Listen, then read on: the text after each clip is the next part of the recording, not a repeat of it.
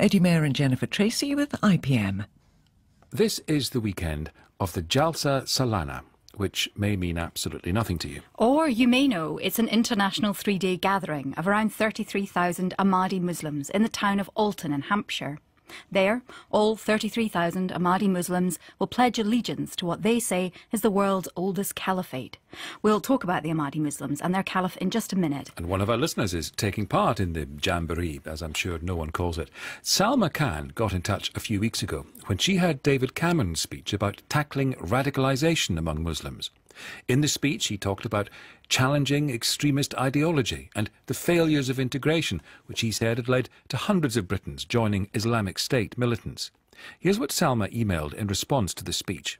I am a young British Muslim woman that has pledged allegiance to the true Islamic Caliphate. On the morning of the Prime Minister's speech, I flew out to Turkey with my husband, from where I write this letter now. Both my husband and I were born and brought up in London, but we recently felt the need to leave the UK and so booked 2 tickets to Istanbul. As we were boarding our flight at Heathrow Terminal 2, we were stopped and questioned by the security services, maybe because I wear a headscarf and my husband has a beard. I think the climate that we're in at the moment, there's a lot of suspicion. I guess before I left, I was going on holiday. My colleagues, I mentioned that I'm going, and they said, "Oh, I hope we don't see you on the news." And I was like, no, don't worry, I'll be back, hopefully.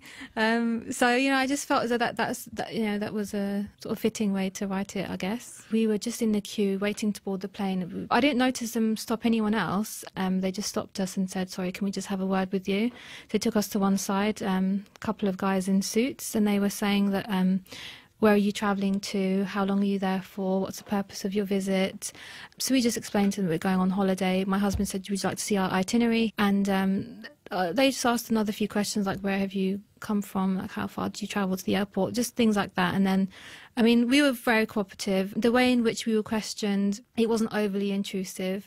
They weren't impolite or rude. And I don't think they were trying to embarrass us. So they didn't make it very obvious that they were stopping us and not anyone else. So then basically we just answered their questions. And then they said, look, you must understand because of what's going on at the moment, we do have to ask these questions sometimes. So we said, yeah, it's fine, it's no problem. And then they just let us on the plane. And did you feel that? Did you feel that was okay? Or being a Muslim who wears a scarf, I wasn't shocked that it happened. I think we're past that point now where I can be outraged that I'm questioned. You become desensitized is the right word, but unfortunately you have to get used to it. And we're not ignorant to what's happening. We know that there are people who say they're Muslim and there are many atrocities that are happening in the world in the name of Islam. So I'm not surprised that we're being stopped. I wish we weren't, but I can see why. As you go on to say in the email, and you've said this already, you did come back to the UK. It wasn't your plan to go on somewhere else. Yeah.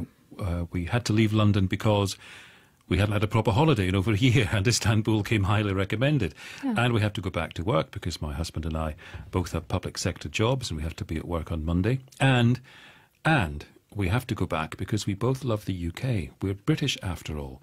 And of course, this was in the context of David Cameron's speech. How did that, we will talk about some of the detail of the speech, but the tenor of that, how did it strike you? Firstly, I'll say that I did agree with a lot of his points in his speech. I do believe that the government needs to maybe take a more hardline approach when it comes to extremism, extremist views. Yes, I think he is right to point out that there is a growing number of people who are very disenfranchised, they're disillusioned, they feel like it's us versus the West, so they're, committing atrocities, in the name of my religion, a religion that I don't think has anything to do with the religion that they follow. It's certainly not what I've been taught. So that's why I thought it was important to point out that although I did agree with a lot of points in Cameron's speech, I didn't agree with his opinion or his view that extremism and terrorism is a religious issue. It's not part of Islam. But what I try to tell people, my friends, people at work, is that the religion of Islam is what's in the Holy Quran, and if you want to understand what the true meaning of Islam is, you only have to look at what's written in black and white, and that's in the Quran. in it, it forbids acts of terrorism, it forbids murder. I mean, Muslims amongst each other, I mean, many Muslims will know that, you know, we're in our mosques and in our communities and we speak amongst each other and we say it's wrong that this is happening, it's wrong that they're saying that, and it's wrong that people believe that Islam is this way, but I don't feel as though they're doing enough to come forward.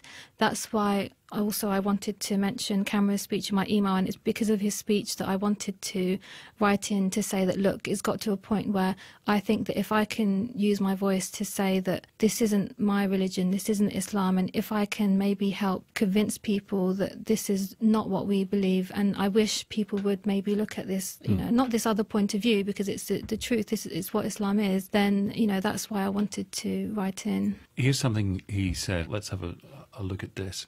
For all our success as a multiracial, multi-faith democracy, we have to confront a tragic truth that there are people born and raised in this country who don't really identify with Britain and who feel little or no attachment to other people here.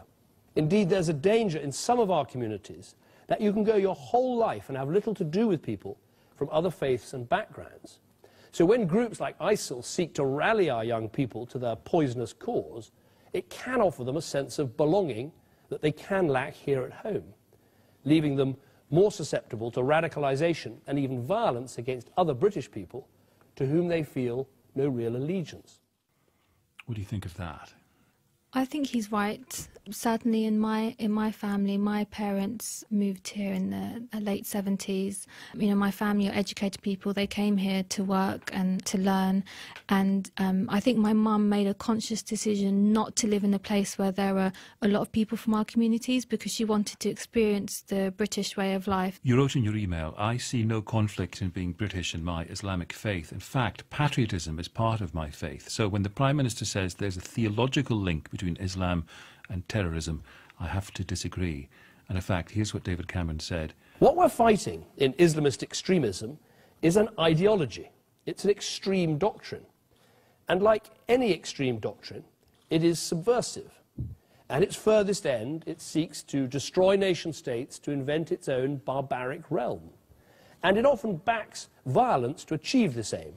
That I don't agree with. The Holy Prophet has said that loyalty to one's nation is part of faith, and I'm an Ahmadi Muslim, and Ahmadi Muslims, we pledge loyalty to our nation as well as to our faith and to our family and to our neighbours and to the wider community, non-Muslim and Muslim community. There is nothing in my Islamic teaching that tells me that you are living in the West, therefore you are not part of them, they are not part of you. I am very proud to be British. We've come here from countries where we're not able to follow our religion and practice our religion, especially for Ahmadi Muslims in Pakistan. It's been well documented that they've suffered persecution. If Muslims are living here in the West and they're able to practice their religion freely and they don't feel as though they identify with the West and they have no allegiance, no loyalty to the country in which they're living, then they can leave. Can leave? Should leave? Should leave and can leave, you know.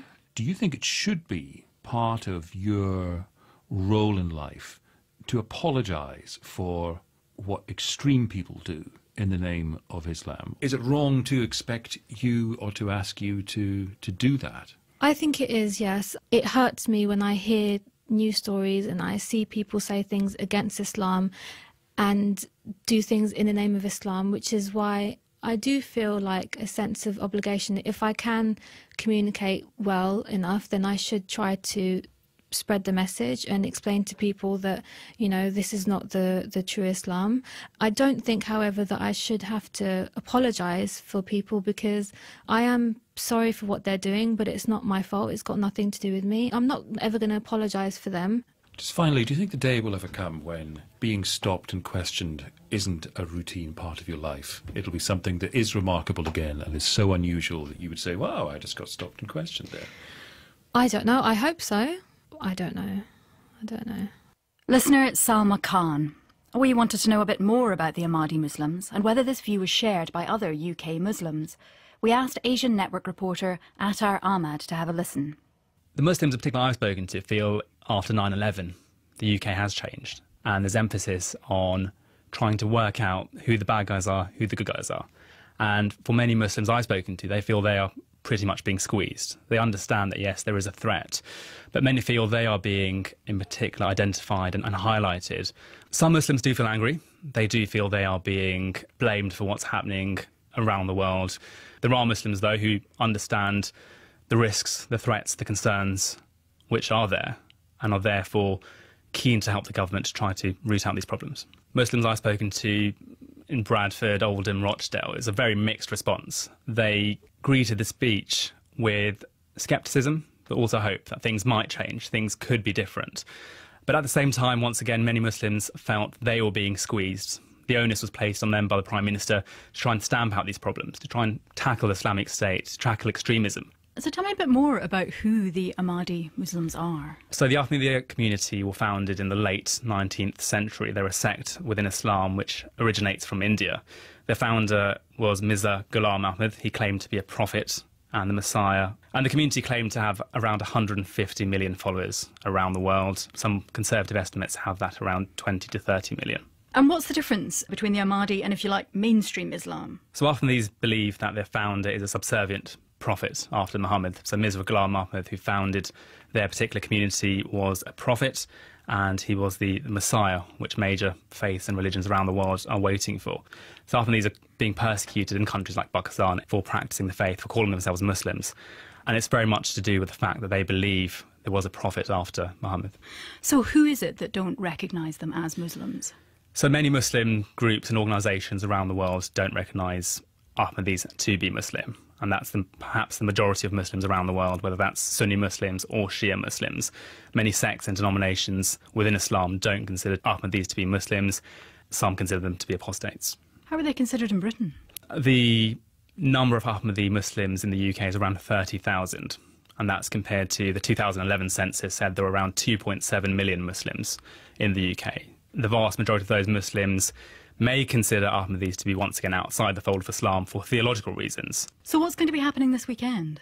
30,000 Ahmadi Muslims will be gathering in the English countryside to pledge allegiance to their caliph, whose name is Mirza Masroor Ahmad. And they'll be pledging allegiance not only him, but also to the country, and to show that they are proud British citizens, proud British Muslims, and that they do disagree with extremist ideology like the one being pushed out by the so-called Islamic State. Attar Ahmad. And there are links to more information about Ahmadi Muslims on our Twitter feed at BBC IPM.